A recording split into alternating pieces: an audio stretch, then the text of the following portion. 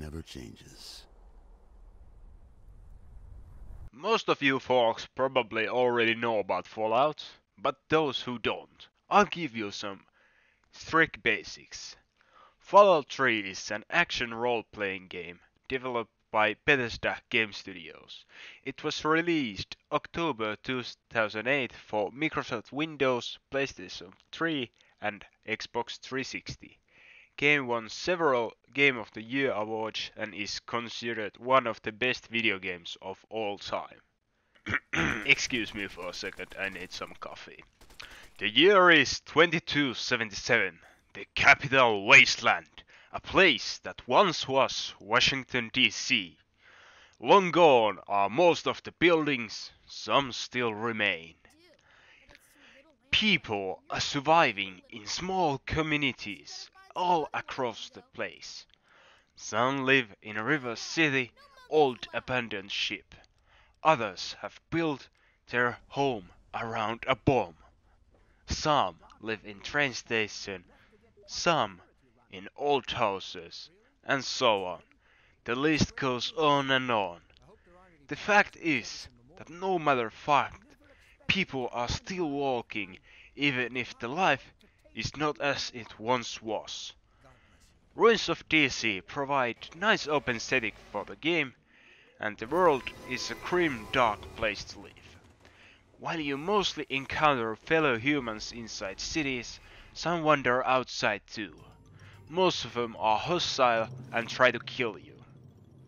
Raiders are a common enemy in old monuments around the map. Many of the buildings are held by super mutants, big yellow creatures who seem to be pretty damn stupid but powerful enemies. Underground places are often full of feral ghouls and mutant animals of many kinds. Rat roaches, mirelurks and many other little fuckers all over the place. Shoot them all, and eat them. Yum yum. Pay a visit to the Rockwells. They're very happily married, and I'd like you to change that. As you already know, or you should know if you watch this video, Fallout 3 is a role-playing game. So the gameplay revolves around quests and side quests. Main story is delivered through quest as is everything else. If you don't know what that means, let me explain it in short. The game is not linear. It is open world and you need to talk to people and talk a lot, I mean. All the time. Talking to people helps you to know things and you need to know things in order to do stuff. You need to ask people what they have seen, are there any rumors, and so on.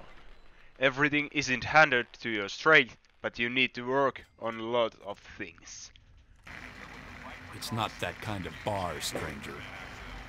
By talking to people in towns and other areas, they will give you tasks to do. Most likely you will get rewarded in bottle caps, which is the currency in the post-apocalyptic DC. You will also gain experience by completing those tasks. This is a quest.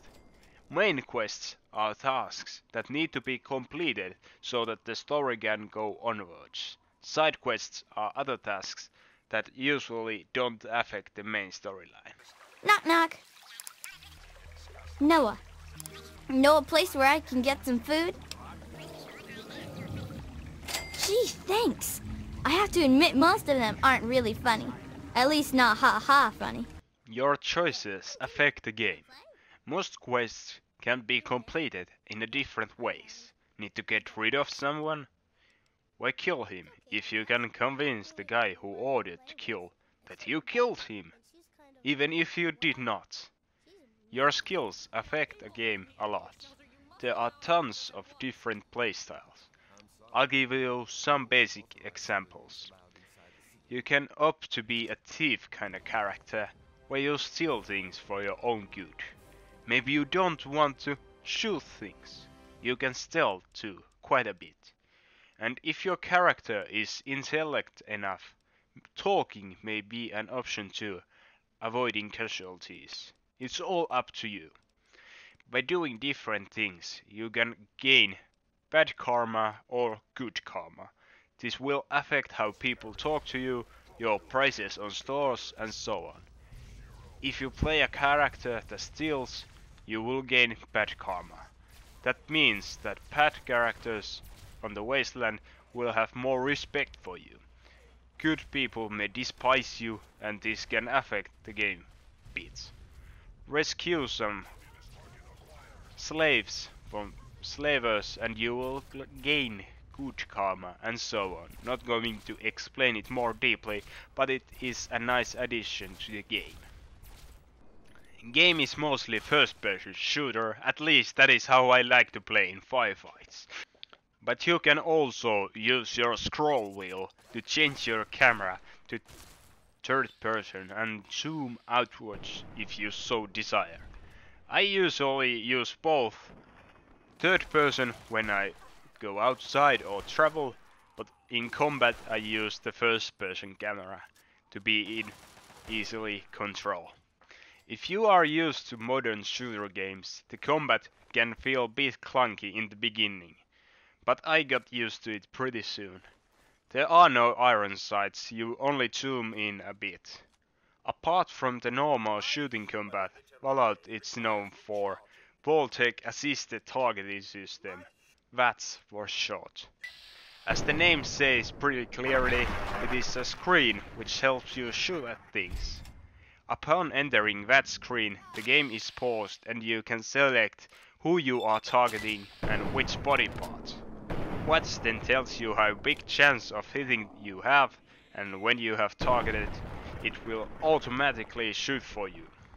VATS cannot be used all the time and it is limited to use with action points. After time, those recharge and you can enter VATS again.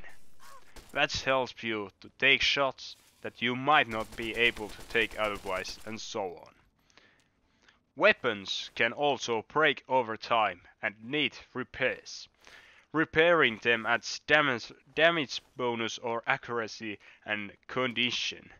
There are merchants who can repair your guns. For caps, of course, nothing is free.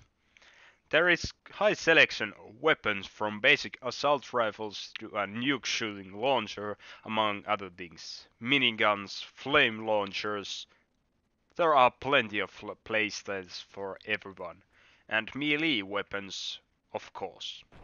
You can also boost your damage with tracks, or your damage resistance. Wasteland is filled with different enchanting drugs that have different effects on you. If you use too much, you will become addicted to them, which brings in some negative effects. Your health, your intelligence, maybe you become weaker, start losing health easier. So be careful, kids! Don't use drugs, but when you do, only use small amounts at a time, so you won't become addicted. If you do, however, get addicted to drugs or chems as they are called in game, you will need to go see a doctor, which will cost caps, of course. As I already said, nothing is free in the capital wasteland. One big thing in the game is radiation. The world was nuked, remember, so pretty much everything has radiation in it. Eating food, drinking water, or going to the wrong places. It all adds to a radiation level, which has negative effects on your health, and you may also get radiation poisoning, which also leads to a doctor's visit. Caps, caps, caps! As you start seeing here, caps are a quite valuable item in the capital wasteland. Like most RPG games, the skill system is pretty big. You start with special stats, which affects some basics. When you level your character up, you can choose the skills you want. After that, you also get to choose some perks. Choosing perks and skills makes your character different, which opens different options for your play. Replay value here is huge. Trying different things with different skills can take a long time. And that's not a bad thing. Bad thing, I'm Indian now, fuck me. Okay, moving onwards. So as I already said, it's not a bad thing. The game is so entertaining that I clocked 12 hours in a day and felt like I had just started. For the first play I decided to go for a handyman build, so to speak, so getting useful skills from different things and not focusing on every or single strategy. That affected my gameplay a lot and led me some paths open for my next playthrough. There is tons of things to do, choices affect a lot and there is a huge replay value. I already bought the Game of the Year edition and on my next playthrough I will play that instead of the main game. Fallout 3's story happens 200 years after the war, which changed the world into the wasteland it is known today. Set in 2077, in a timeline different to ours, player starts as a baby, well, coming out of their mother. Game's introduction and tutorial is played partly as baby, partly as a child, which brings some limitations so you can't do stuff that happens in the story later on. Game forwards few years to the future when the main character, aka you, are 19 years old and your father escapes the vault, where you have been living for all your life. You see, Vault 101 is a place where you live and you die. You don't live. Vault has never been opened before. You then proceed to pursue your father, get out of Vault 101 to find out your father is now missing. Going to the wasteland opens up a new world to you, a vault dweller who has never been outside. Slowly you find information about your father and his whereabouts.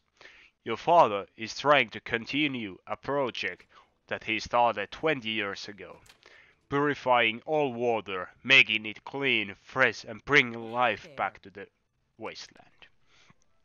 As you can pretty much tell at this point, your father has gone outside Vault 101 before, even if you were told no one was outside before. You hear about the doctor, Madison Lai, who has been working with your father 20 years ago. Dr. Lai is staying at Rivet City, old ship turned into a living quarters.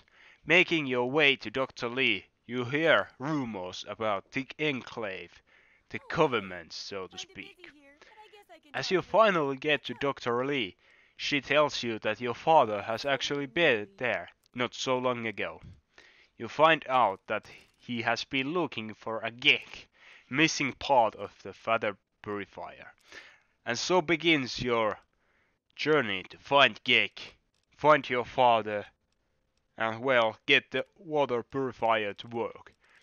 The Wasteland of Fallout 3 is considered one of the best games ever, by many, now including me.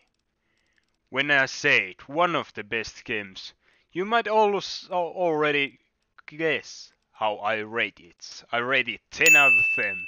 It is a masterpiece and one of my favorite games from now on.